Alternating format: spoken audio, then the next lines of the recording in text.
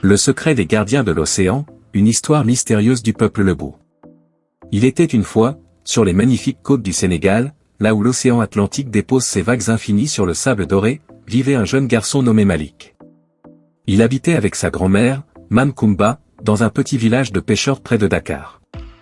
Le mystère du coffre aux souvenirs. Un soir d'été particulièrement chaud, alors que le soleil se couchait en peignant le ciel de couleurs flamboyantes, Malik découvrit un vieux coffre en bois dans le grenier de la maison. Intrigué, il appela sa grand-mère. « Mam, qu'est-ce que c'est que ce coffre ?» demanda-t-il, les yeux brillants de curiosité. La vieille dame sourit mystérieusement. « Ah, mon petit-fils, ce coffre contient l'histoire de notre peuple, les Lebou. Il est temps que je te raconte notre plus grand secret. Le voyage des étoiles. » Mame Koumba s'installa confortablement dans son fauteuil préféré, et Malik s'assit à ses pieds, comme il le faisait toujours pour écouter ses histoires. « Il y a très longtemps, commença-t-elle, nos ancêtres ne venaient pas d'ici. Chaque nuit, ils observaient une étoile particulière dans le ciel, plus brillante que les autres. Cette étoile semblait leur chuchoter des secrets à travers le firmament. « Une étoile qui parle ?» s'étonna Malik. « Pas exactement » rit doucement sa grand-mère. Mais nos ancêtres savaient écouter les signes. Cette étoile les guidait vers l'ouest, vers l'océan. Ils décidèrent d'entreprendre un grand voyage. La grande migration. Pendant des mois, ils marchèrent. Les enfants, les parents, les grands-parents, tous ensemble. Ils traversèrent des forêts immenses, des savanes dorées, suivant toujours l'étoile mystérieuse. Le jour, ils observaient le vol des oiseaux marins. La nuit, ils écoutaient les histoires des anciens autour du feu.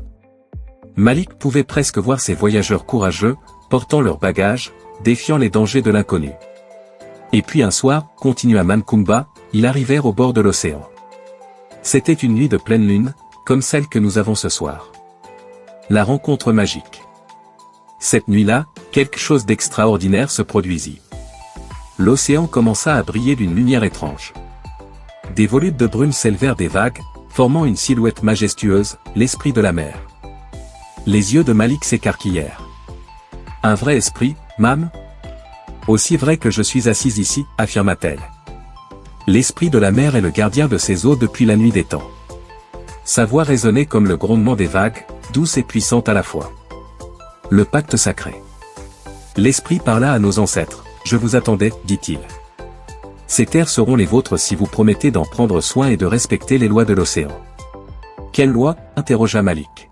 « Des lois très importantes, ne pas prendre plus de poissons que nécessaire, garder les eaux propres, respecter toutes les créatures marines, et surtout, apprendre à écouter les messages de l'océan. » Le don d'une dup. L'esprit de la mer fit alors un cadeau extraordinaire à notre peuple, poursuivit Mame Koumba. Il nous enseigna l'undup. L'undup ? J'en ai déjà entendu parler, s'exclama Malik. C'est cette danse que font parfois les adultes sur la plage ? C'est bien plus qu'une simple danse, mon petit. L'undup est un rituel sacré qui nous permet de communiquer avec les esprits, de guérir les gens malades, et de maintenir l'harmonie entre notre monde et celui des esprits.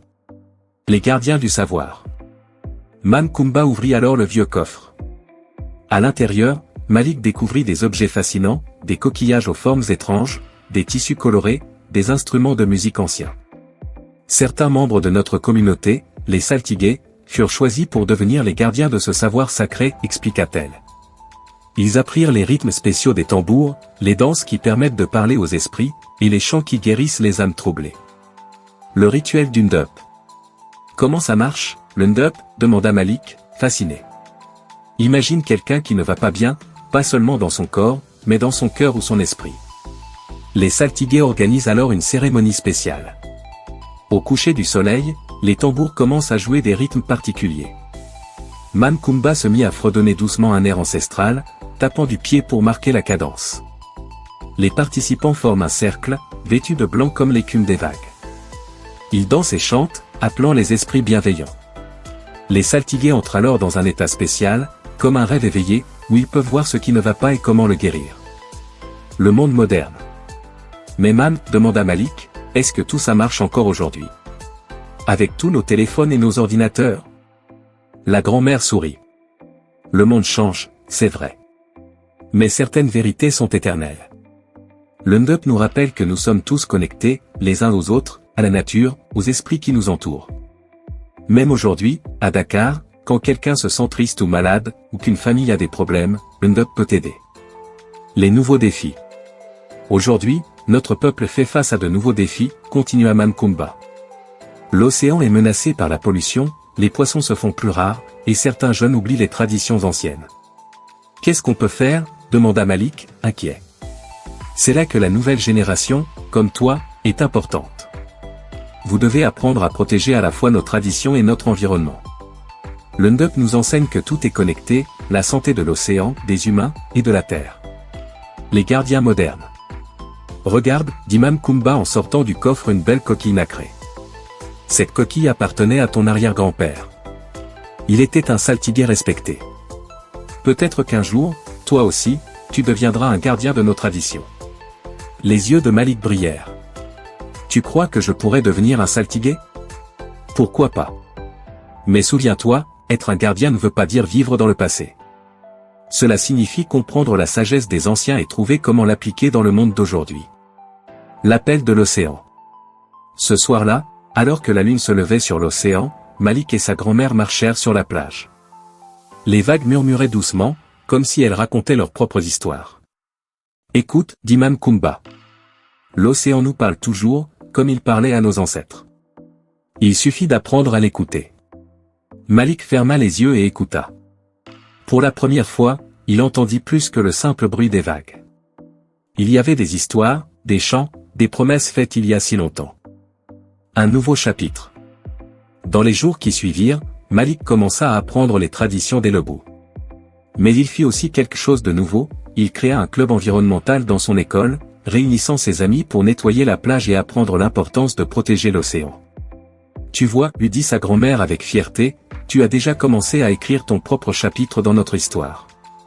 Tu combines l'ancien et le nouveau, exactement comme doit le faire un vrai gardien. L'héritage continue.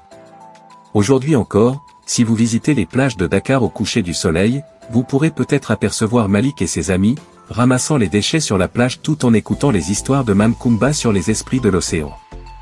Et si vous êtes particulièrement chanceux, vous entendrez peut-être, porté par la brise du soir, les rythmes ancestraux rappelant à tous ceux qui les entendent que la magie existe encore dans notre monde moderne, il suffit de savoir où regarder, et surtout, comment écouter. Un message pour tous. Cette histoire nous rappelle que chacun d'entre nous peut être un gardien, de nos traditions, de notre environnement, de notre communauté. Comme Malik, nous pouvons tous apprendre à écouter les messages de l'océan et à protéger les trésors que nos ancêtres nous ont confiés. Car au fond, le véritable secret des Lebou n'est pas seulement dans leurs rituels mystérieux ou leurs danses sacrées.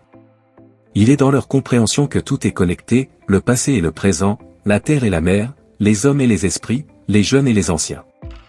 Et peut-être que la prochaine fois que vous vous promènerez au bord de l'océan, vous aussi, vous entendrez ces secrets murmurés par les vagues, portés par le vent, et gardés vivants dans le cœur de ceux qui se souviennent d'écouter.